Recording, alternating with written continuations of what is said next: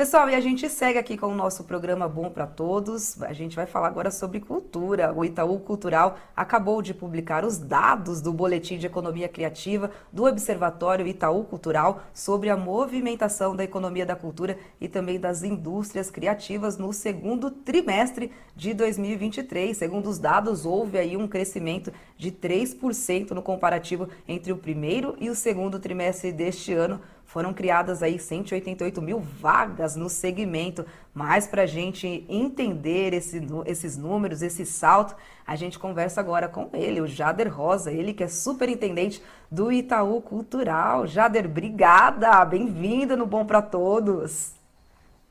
Olá, Nela, como vai? Olá a todos e todas. É um prazer estar aqui com vocês para poder falar desse indicador e um pouco da performance também dos trabalhadores da economia da cultura e das indústrias criativas.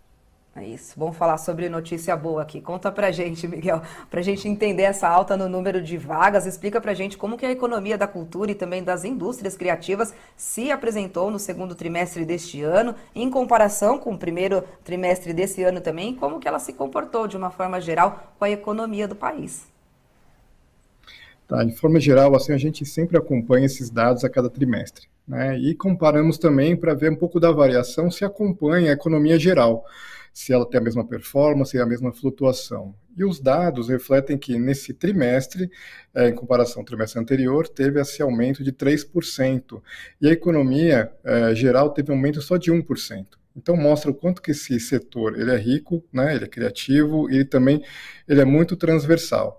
A gente percebe que alguns setores tiveram muitos destaques, né, e outros também ali tem pontos de alerta para a gente pensar justamente como aquecer cada setor e pensar em modelo de sustentar, né, essas indústrias. Falei Miguel aqui no momento da nossa conversa, mas é o Jader. Eu estava falando com o Miguel agora há pouco aqui no Bom para Todos. Ele estava ajudando a gente a analisar as notícias do Brasil, vindas principalmente do Rio de Janeiro. Mas agora eu estou com o Jader Rosa, ele que é superintendente do Itaú Cultural. Desculpa, viu, Jader? Mas a gente continua aqui a Tudo nossa bem. conversa falando com a gente sobre quais atividades da economia criativa puxaram esse crescimento aqui no Brasil nesse segundo trimestre. A gente tem algumas divisões na hora que a gente olha os dados dos trabalhadores, tá? Então, o setor que está puxando o indicador é o setor da tecnologia de informação, jogos, né, e de desenvolvimento de softwares. Porém, o setor cultural, quando a gente olha museu, artes visuais, música, também teve uma crescente. Importante destacar que, apesar dessa crescente, tem parte desse setor que sofreu uma redução. Esse setor foi, por exemplo, o artesanato. Ele tem uma grande presença nacional. Hoje, o artesanato é o segundo item que mais exporta, mas nesse TRI ele teve ali um destaque negativo no conjunto de toda a amostra. Certo. Agora, Jader, em questão dessa média salarial, como é que o segmento apareceu nesse período em comparação com a economia nacional também? Importante a gente falar disso. Sim, assim, esse setor da economia criativa ele é um setor que ele tem altos salários. Se a gente comparar com a média nacional, é em torno de R$ 4.000 para R$ 3.200. Então, uma diferença de 41% que a gente está falando de quanto esse setor paga-se mais. Porém, é o que eu tinha falado, qual o setor que apareceu com maior destaque foi tecnologia de informação. E é justamente esse setor que puxa o dado, que ele que sobe o indicador.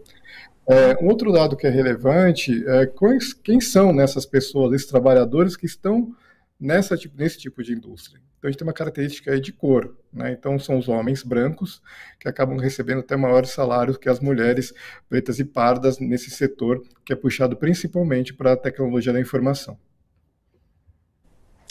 E o Itaú Cultural, ele tem políticas também, pensam em trabalhos, em desenvolver políticas também para essa questão de desigualdade entre homens e mulheres, brancos e negros também? Sim, assim, nós somos uma instituição privada com espírito público, né? Um dos nossos compromissos é expor e evidenciar esses dados. Como que a gente pensa em processos de fomento? Nós aqui no Itaú Cultural temos fomento, temos projetos ligados diretamente a questões étnico-raciais, por exemplo, um projeto que chama Ancestralidades, inclusive a nossa ativista e filósofa Sueli Carneiro é uma das conselheiras desse projeto, é um projeto em parceria com a Fundação de Setúbal. A gente tem uma série também de atração para artistas negros e apresentação desses artistas dentro do nosso espaço, tanto no espaço físico, também nas nossas plataformas digitais. Por exemplo, nós temos uma plataforma de streaming extremamente gratuita, online, disponível a todos e todas, que é o IC Play. Ali também já fez alguma série de apresentações com curadorias de diretores e diretoras negros apresentando suas obras. Essa disparidade de gênero dentro desse boletim que foi produzido, Jader, você consegue exemplificar ela aqui para a gente trazer esse cenário e contexto também para os nossos telespectadores e ouvintes? Sim, o setor sempre ele tem uma flutuação e o dado que a gente tem que olhar que foi uma crescente comparação com a economia de formalidade, tá? E as mulheres elas estão presentes nessa informalidade. Então, se pensar os setores que hoje elas têm maiores ocupações, por exemplo, artesanato, aquele mesmo indicador que caiu, ele apresenta, né, uma grande informalidade. O setor da moda, outro setor que ele é pujante, o setor que mais exporta no Brasil também. Se a gente pegar a economia como um todo, então moda, artesanato e artes visuais, a gente exporta no todo aí, pensando os demais setores, em torno de 9 bilhões de dólares. E na questão aqui, as mulheres são super afetadas nesses dois setores principalmente, né? Moda e artesanato. Então, como que a gente pensa programas e processos para ter maior formalidade do setor e que essas mulheres que acabam tendo dupla, tripla jornadas conseguem também efetuar o seu trabalho, a sua criação com maior qualidade e também com maior perenidade no seu fazer cultural e artístico. Excelente.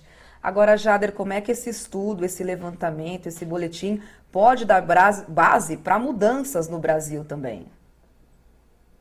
Hoje nós temos uma articulação com uma série de parceiros, tanto no campo público como privado. Tá? Por exemplo, os secretários de cultura estaduais, 27 secretários, eles têm cada vez mais, nos acionam para ter conhecimento desses dados, demais departamentos também se apropriam desses indicadores para tomar de decisão e também para descentralizar o recurso.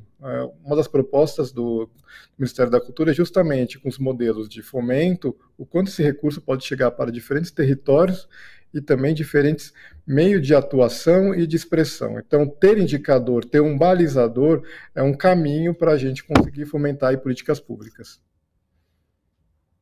Jader, obrigada pela sua participação aqui no Bom para Todos. Muito bom te ouvir, muito bom saber desses números, dessas boas notícias vindas do setor cultural do Brasil. E a gente espera que elas avancem, só avancem, não? Com certeza, muito obrigado por participar, um prazer estar aqui com vocês e compartilhar esses dados, que é importante a gente evidenciar cada vez mais e debater sobre essas questões. Muito obrigado.